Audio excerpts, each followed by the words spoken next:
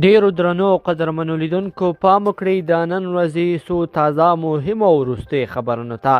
لومړی خبر: د امریکا دفاع وزارت وايي په کابل کې د تیرې اګست میاشتې په برید کې د وژل شوو کسانو کورنیو ته تاوان ورکوي.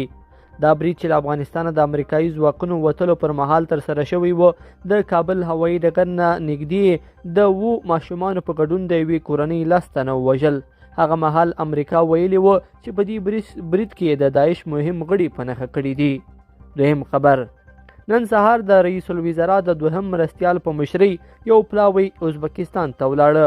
د دې پلاوي غړي مولوي انعام الله سمنګاني ویلي چې ټاکل شوي په دغه رسمي سفر کې له ازبکستان هیواد سره د 2 اړخیزو او سوداګریزو اړیکو سربیره پر اقتصاد، امنیت او دې ته ورته مسایلو باندې هم خبرې وکړي.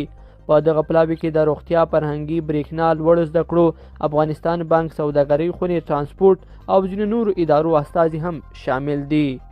دریم خبر: په کندهار کې د تیرې ورځې برید د قربانیانو لپاره ډله ییز قبرونه ویستل شوي دي.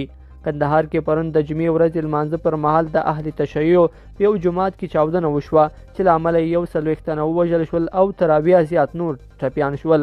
د دغې چاودنې مسؤلیت داعش ډلې منلی دی. یاد برید پراخ کورني او نړیوال غبرګونونه هم پارولي دي. څلورم خبر: ایران د بشري مرستو دویمه جوپه هم په افغانستان ته رارسېدلې ده.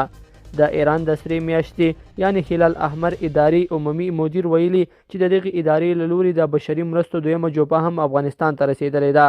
حسن اسفندیار ویلي په دې جوپه کې خوراکي توکي او د سرپناه وسایل شامل دي. پنځم خبر: مسجد الحرام کې د کورونا له امله لګول شوي بندیزونه ختمیږي. د سعودي رسنیو د راپورونو له مخې ویل کېږي چې سبا به مسجد الحرام په بشپړه توګه پرانیستل شي. سعودي چارواکو ویلي چې د کورونا له امله لګول شوي بندیزونه ورو په ورو ختمېدو په حال کې دي.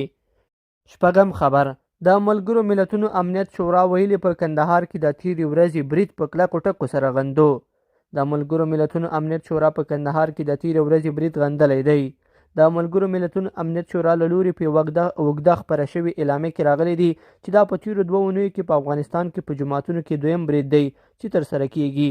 سرچینه وایي د ملګرو ملتونو د امنیت شورا ټول غړي دغه خونړۍ پیښې په کلکو ټکو سره غندي او له نړیوالو بنسټونو غواړي چې د ترهګریزو کړنو پر ضد هڅې همغږي کړي.